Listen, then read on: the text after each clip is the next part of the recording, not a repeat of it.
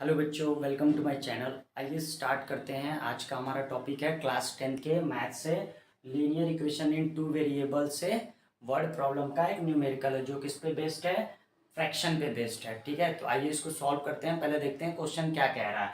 तो क्वेश्चन है हमारा, a fraction becomes 1/3 if 2 is added to both of its numerator and denominator, if 3 is added to both of its numerator and denominator then it becomes 2/5, find the fraction। ठीक है, तो ये हमारा जो numerical है वो फ्रैक्शन बेस्ड है। तो पहले क्वेश्चन को समझते हैं कि क्वेश्चन क्या कह रहा है। क्वेश्चन कह रहा है अ फ्रैक्शन बिकम्स 1/3, जो हमारा फ्रैक्शन है वो क्या हो जाता है, 1/3 हो जाता है। कब?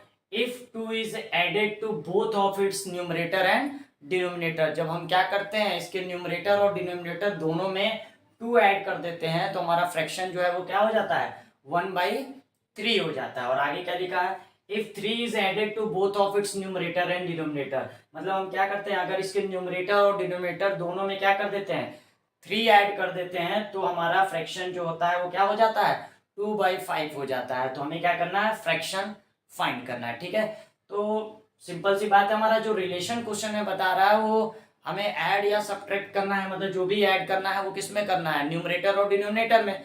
और फ्रैक्शन हमारी बनती है किससे, न्यूमरेटर और डिनोमिनेटर से। तो हमें इस क्वेश्चन को सॉल्व करने के लिए क्या करना पड़ेगा, न्यूमरेटर और डिनोमिनेटर को लेट करना पड़ेगा। हम डायरेक्ट फ्रैक्शन को लेट नहीं कर सकते। ठीक है, क्योंकि हमारा रिलेशन न्यूमरेटर और डिनोमिनेटर में है। ठीक है, तो हम लोग क्या करेंगे, हम लोग न्यूमरेटर और डिनोमिनेटर को क्या कर लेते हैं, लेट कर लेते हैं। तो क्या हो जाएगा, let the numerator is equal to x and let the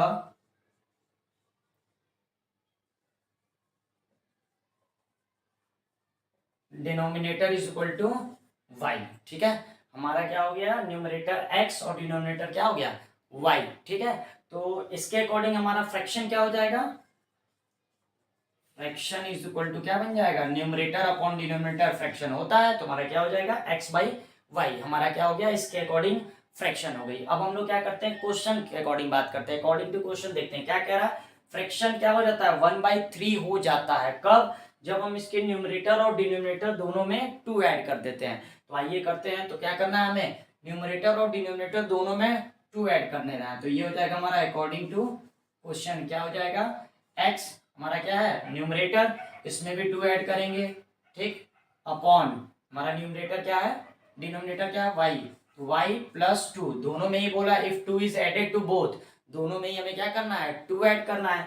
और जब दोनों में हम 2 ऐड कर देते हैं तो हमारा फ्रैक्शन क्या हो जाता है, 1/3 हो जाता है। तो x+2 अपॉन में y+2 इज इक्वल टू हमारा क्या हो जाएगा, 1/3। ठीक है, ये हमारा क्वेश्चन के अकॉर्डिंग हो गया। अब हमें क्या करना है, इसको सॉल्व कर देना है। तो इसका क्रॉस मल्टीप्लाई होगा, क्रॉस मल्टीप्लाई करेंगे तो इसका इसमें तो क्या हो जाएगा, 3x+6 इज इक्वल टू क्या हो जाएगा, y+2। ठीक है, इसको इधर लेके आएंगे तो क्या हो जाएगा, 3x -y is equal to 2, और ये 6 उधर जाएगा तो क्या हो जाएगा, -6। तो 3x -y is equal to हमारा क्या हो जाएगा, -4। ये हो गई हमारी फर्स्ट इक्वेशन, ये हमारी linear equation in two variable का इक्वेशन बन गया। ठीक है, ये तो हमारा हो गया पहले वाले स्टेटमेंट से। अब दूसरा स्टेटमेंट क्या कह रहा है, if 3 is added to both. ठीक है, क्या कह रहा है, 3 इज एडेड टू बोथ, मतलब हम क्या करते हैं, अगर दोनों में 3 ऐड कर देते हैं। तो आइए करते हैं, तो हमारा क्या हो गया, ये हमारा क्या हो गया, न्यूमरेटर, इसमें भी क्या करेंगे, 3 ऐड करेंगे, अपॉन डिनोमिनेटर क्या है हमारा y, तो y में भी हम क्या करेंगे, 3 ऐड करेंगे। तो हमारा फ्रैक्शन क्या बन जाता है, 2/5 हो जाता है। मतलब ये जो हमारी वैल्यू है ये क्या हो जाती है, इक्वल हो जाती है किसके, 2/5 के। ठीक है, इसको भी हम सॉल्व करेंगे, क्या करेंगे, क्रॉस मल्टीप्लाई करेंगे तो क्या हो जाएगा इसका इससे, तो 5x + 15 इज इक्वल टू क्या हो जाएगा, 2y + 2 3 जा 6। ठीक है, तो 5x 2y को इधर लेके आएंगे तो -2y इज इक्वल टू 6, और ये 15 उधर जाएगा तो क्या हो जाएगा, -15।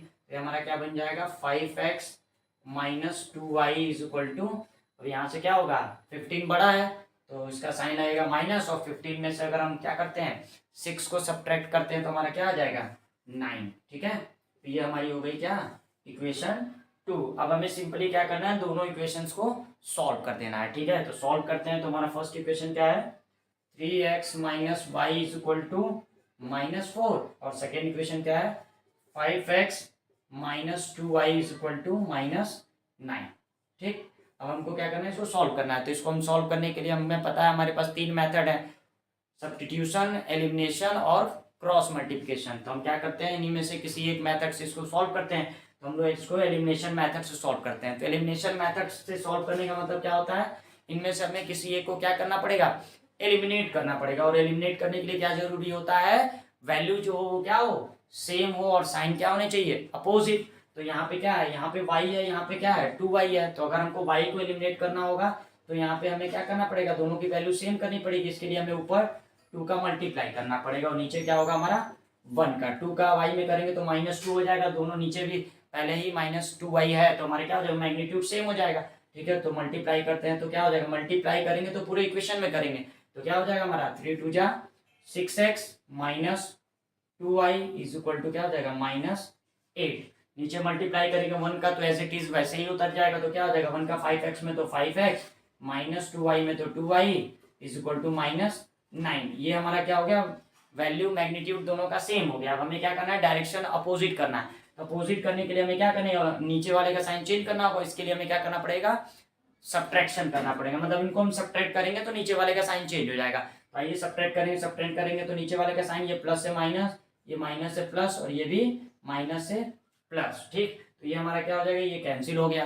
ठीक, कैंसिल हो जाएगा तो हमारा क्या बचेगा, ये 6 बड़ा है और ये छोटा है, तो क्या हो जाएगा 6 में x में से 5x को सब्ट्रैक्ट करेंगे तो हमारा क्या आ जाएगा, x इज इक्वल टू, यहाँ पे क्या है 9 बड़ा है और इसका साइन क्या है प्लस, 9 में से 8 जाएगा तो हमारा क्या आ जाएगा 1। तो ये हमारा क्या हो गया, x की वैल्यू हमारी आ गई 1। अब हमको क्या करना है, इस x की वैल्यू को हम किसी इक्वेशन में पुट करके y की वैल्यू फाइंड करेंगे। तो आइए फाइंड करते हैं। तो 3 इंटू एक्स की value 1 minus Y is equal to हमारा क्या है -4।